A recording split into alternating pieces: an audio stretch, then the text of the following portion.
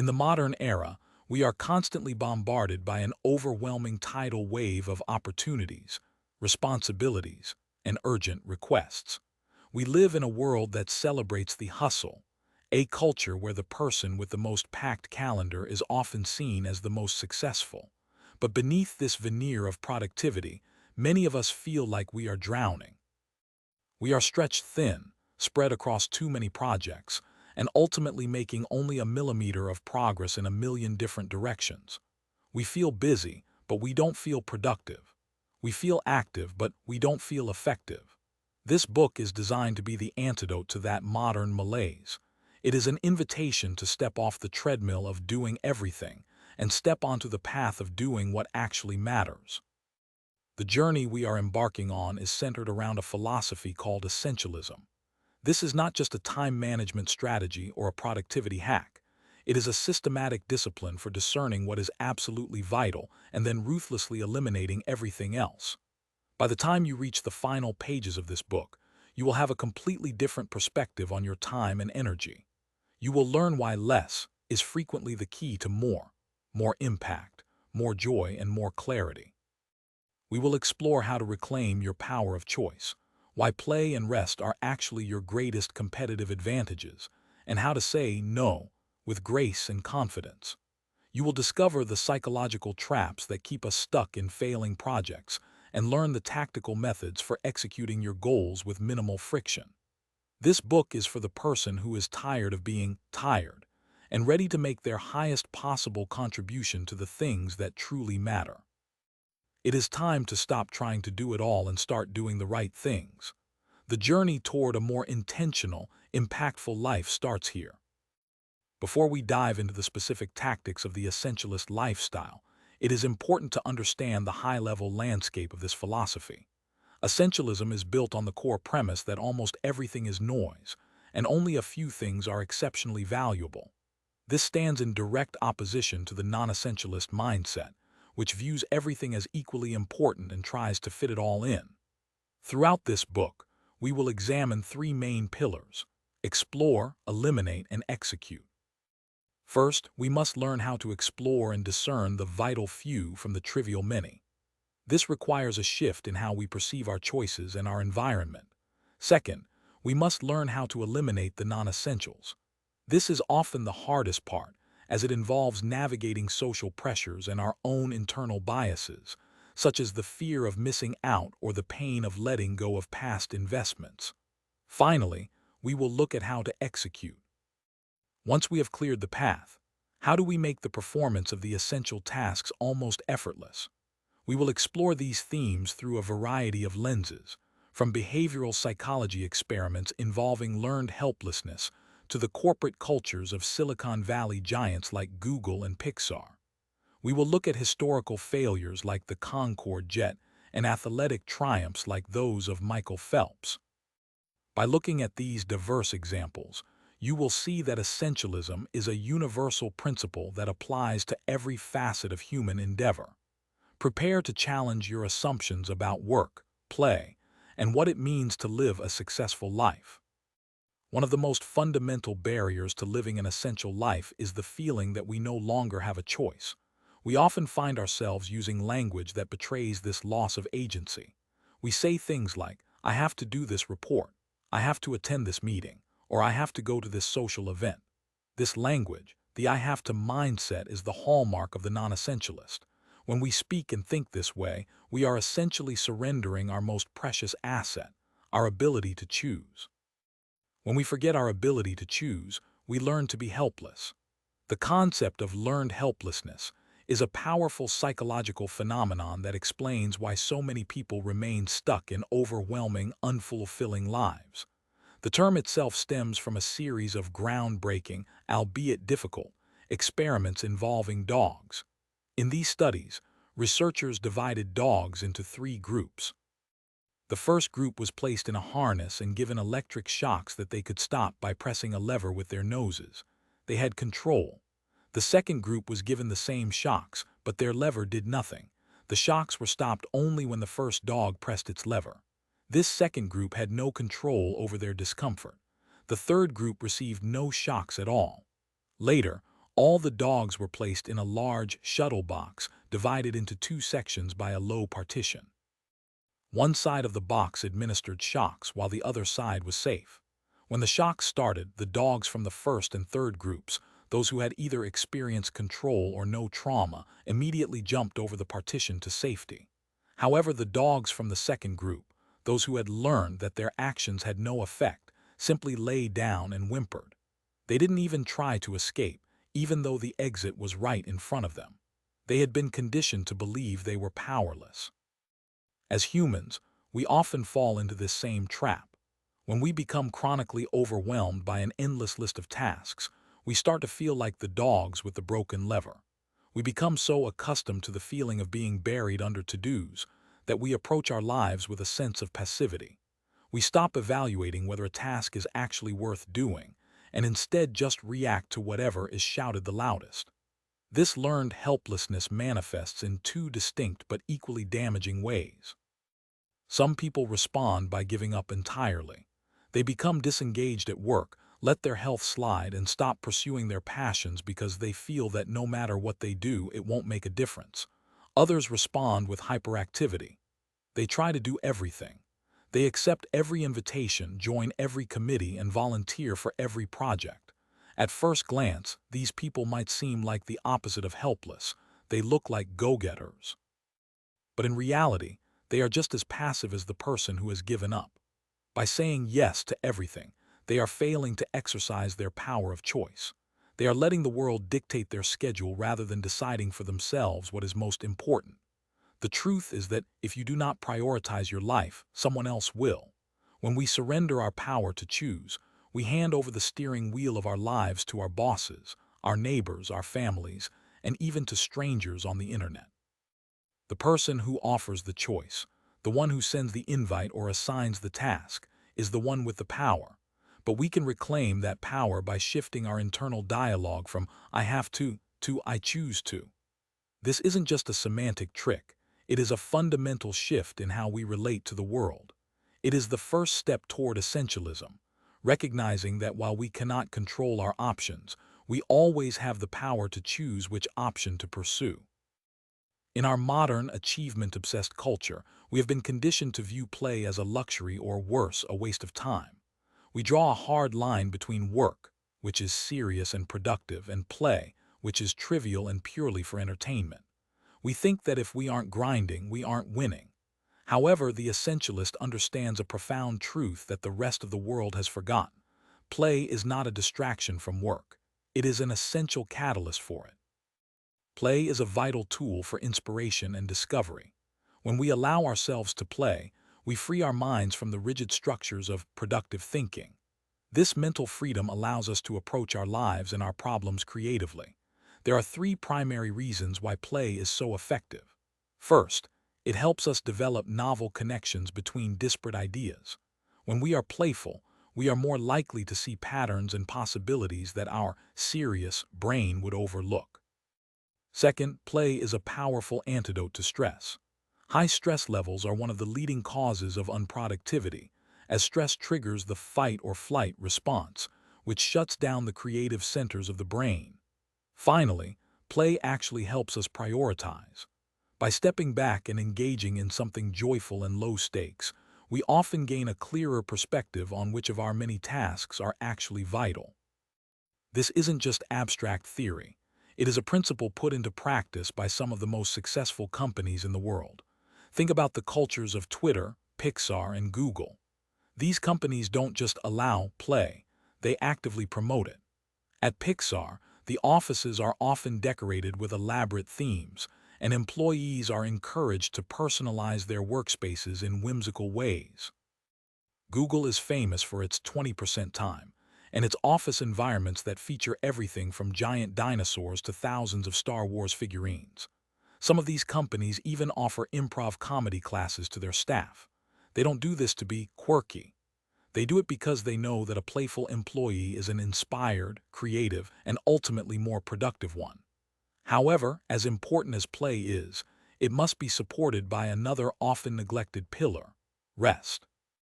If play is the spark of inspiration, sleep is the fuel that keeps the engine running. Non-essentialists often view sleep as a luxury, a pool of hours they can borrow from to get more work done. This is a catastrophic mistake. Sleep is not a waste of time. It is a high-performance activity. Research has shown that sleep increases your ability to think clearly, connect complex ideas, and maximize your output during your waking hours. In fact, the return on investment for sleep is incredible. One extra hour of sleep can lead to several more hours of much higher productivity the following day. Conversely, the cost of sleep deprivation is staggering. Studies have shown that staying awake for 24 hours straight, or getting only 4 to 5 hours of sleep per night for a week, causes a level of cognitive impairment equivalent to having a 0.1% blood alcohol level. To put that in perspective, that is above the legal limit for driving in most places. If you wouldn't show up to a high-stakes board meeting or a surgical theater drunk, why would you show up sleep-deprived? The essentialist protects their sleep and their play with the same ferocity they protect their most important projects, knowing that without them, their highest contribution is impossible. One of the most difficult challenges in the journey toward essentialism is the trap of the good enough. We often find ourselves surrounded by tasks, projects, and even physical objects that aren't necessarily bad, but they aren't great either. They are sort of useful or maybe important. Because they aren't obviously terrible, we keep them. We fall into the trap of thinking that everything is vital in some small way. To understand this, look no further than your own closet during a spring cleaning session. You likely start with a bold intention. If I haven't worn it in a year, it's going to the donation bin. But as soon as you pick up that Howling Wolf t-shirt you haven't touched since 2014, your brain starts making excuses. Well, I might want to wear it to a themed party one day, or it's a great shirt for painting the house. So you put it back on the hanger. The result: your closet remains just as crammed and disorganized as it was before, making it harder to find the clothes you actually love and wear.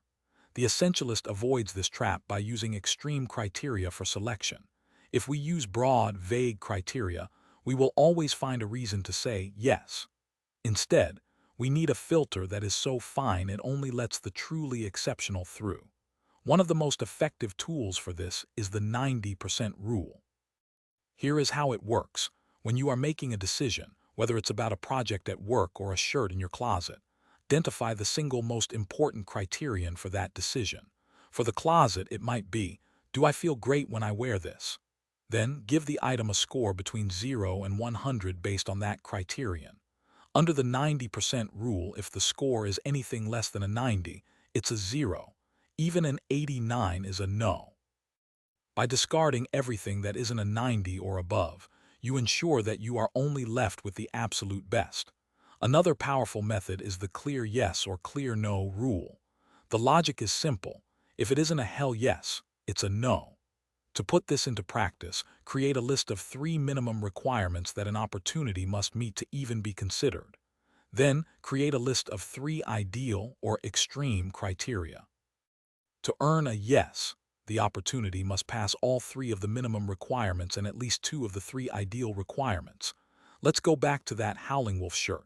If your minimum requirements are 1, is it stylish? 2, would I wear it every day? And 3, will no one laugh at me for wearing it? That shirt is going to fail almost immediately. By applying these rigorous standards, you prevent the trivial many from slipping into your life and crowding out the vital few. It feels ruthless at first, but this level of selectivity is the only way to create the space necessary for greatness. Once you have identified what is non-essential, you face a new hurdle, the social cost of elimination. It is one thing to throw away a t-shirt. It is quite another to tell your boss, your friend, or your colleague that you won't be doing what they asked. We are social creatures, and we have a deep-seated fear of saying no. We worry about social awkwardness, we fear disappointing people, and we are concerned that a refusal might permanently damage our relationships. However, the essentialist recognizes that we must separate the decision from the relationship. When someone asks you for something that isn't essential, you aren't rejecting the asterisk person asterisk. You are rejecting the asterisk request asterisk. The discomfort of saying no usually lasts for about 10 minutes. the time it takes to send the email or have the awkward conversation. But the regret of saying yes to the wrong thing can last for weeks, months, or even years. Every time we say yes to a non-essential task, we are inherently saying no to a vital opportunity that we could have used that time for. To make these no's easier, you need what is called an essential intent. This is a primary objective that is both inspirational and concrete. Many people and organizations fail because their goals are too vague. For example, a goal like ending world hunger is incredibly inspirational, but it isn't concrete. It's so big and vague that it's hard to know what to do on a Tuesday morning to achieve it. Because it lacks clarity, it becomes cumbersome and leads to a do-everything approach. Contrast that with a goal like build 150 affordable, environmentally friendly, storm-resistant homes for families living in the lower Ninth Ward of New Orleans. This goal is still inspirational, but it is also highly specific and concrete. You know exactly what success looks like. You have a clear, essential intent. You can test the clarity of your own goals by asking one simple question: how will I know when I have reached my goal? If you can provide a specific, measurable answer, you have clarity. If your answer is, I'll just feel better or things will be more efficient, you need to refine your intent. When your intent is crystal clear, saying no to things that don't align with it becomes much easier. You aren't just being difficult, you are being focused. You are protecting the path toward a goal that actually matters. Have you ever sat through a terrible movie just because you paid for the ticket? Or continued to pour money into a car that keeps breaking down because you've already spent so much on repairs? If so, you have fallen victim to the sunk cost bias. This is the psychological tendency to continue investing time, money, or energy into something simply because we have already invested in it, even when it is clear that the project is failing. The more we invest, the harder it is to let go, creating a vicious cycle where we throw good money and time after bad. A classic, large-scale example of this is the Concorde jet. The Concorde was a marvel of engineering, a supersonic passenger jet that could cross the Atlantic in record time. However, it was also a financial disaster. The development costs were astronomical, and it was clear early on that the plane would never be profitable. Despite this, the British and French governments continued to pour money into the project for 4 decades. Why? Because they had already spent so much that they felt they couldn't stop. They were sunk into the cost, and the blow to their national pride was too much to bear. They chose to lose billions more rather than admit they had made a mistake.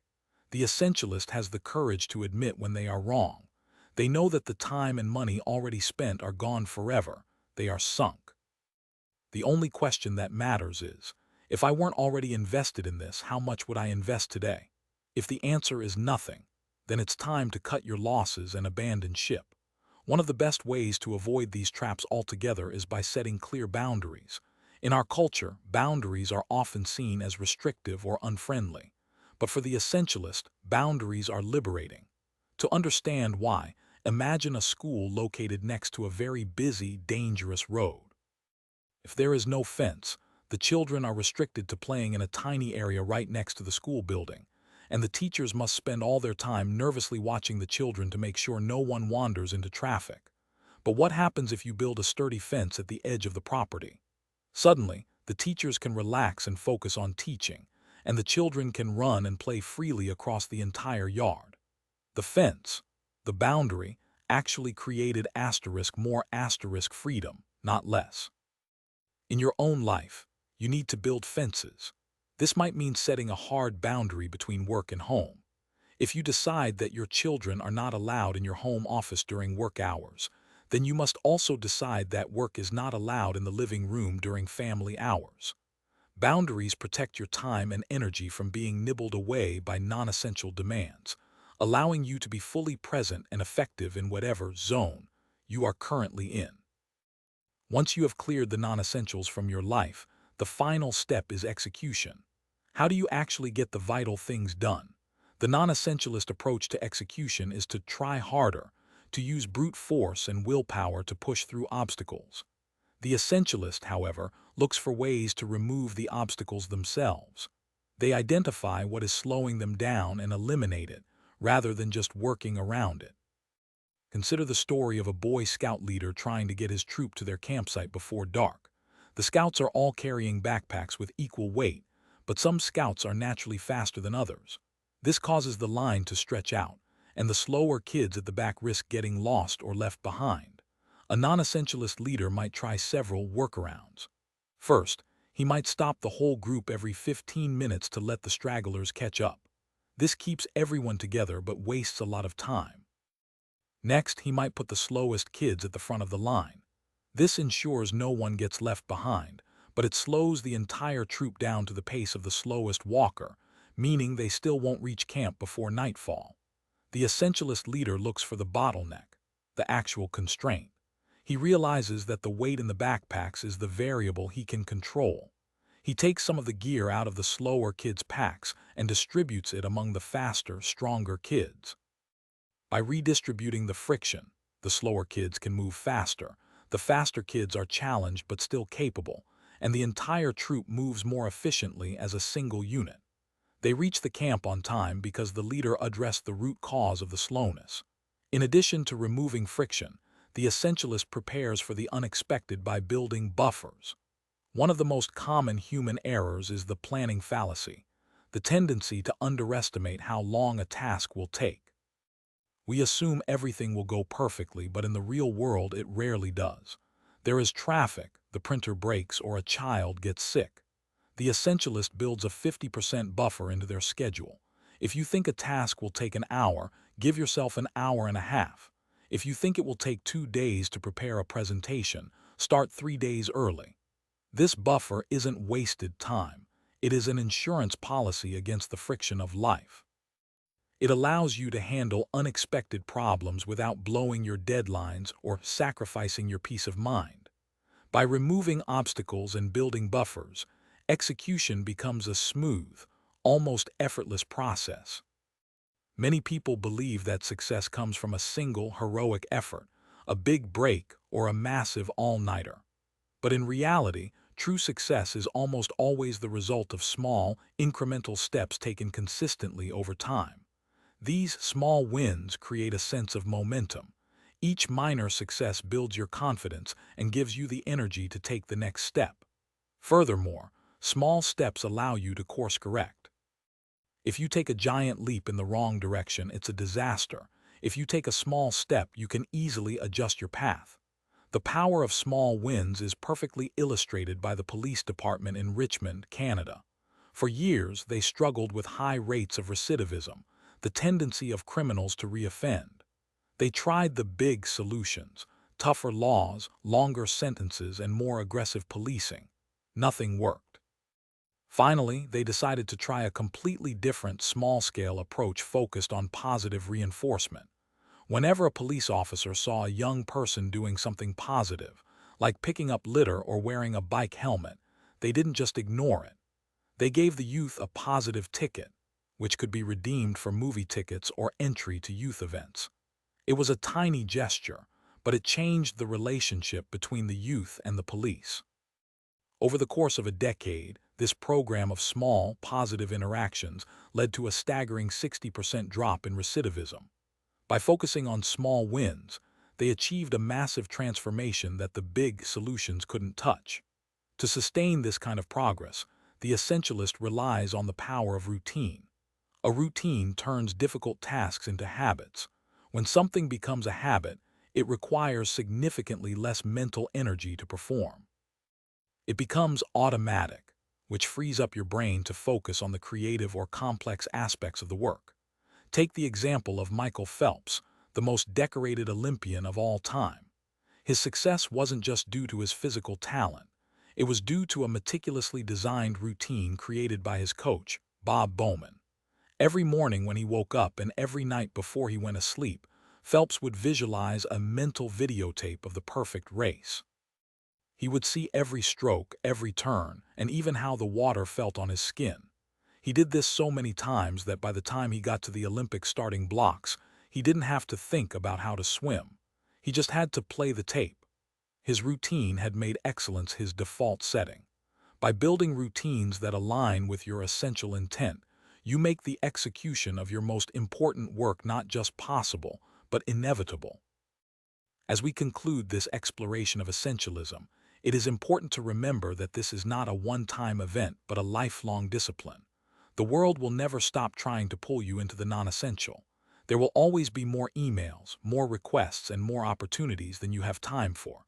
The pressure to conform, to say yes, and to stay busy will always be present. The core insight of this journey is that you have the power to say no. You have the right to choose where your energy goes. By adopting the less but better mindset, you aren't just becoming more productive, you are becoming more human. You are reclaiming your life from the noise and the clutter. We have seen how learned helplessness can be unlearned, and how the power of choice can be reclaimed.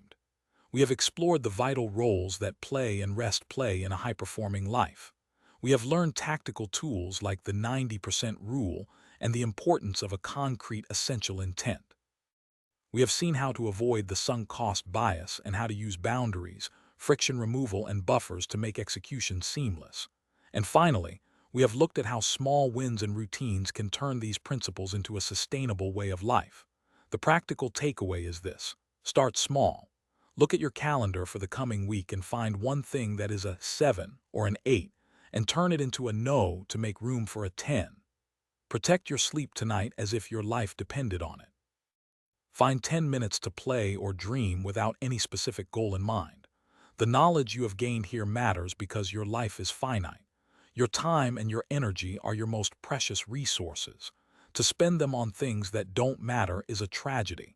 To spend them on the things that truly do is the definition of a life well lived. As you move forward, keep asking yourself, is this the most important thing I could be doing with my life right now? If the answer isn't a clear yes, then you know what you have to do. Live by design, not by default. For more book summaries for free, install Zyroverse.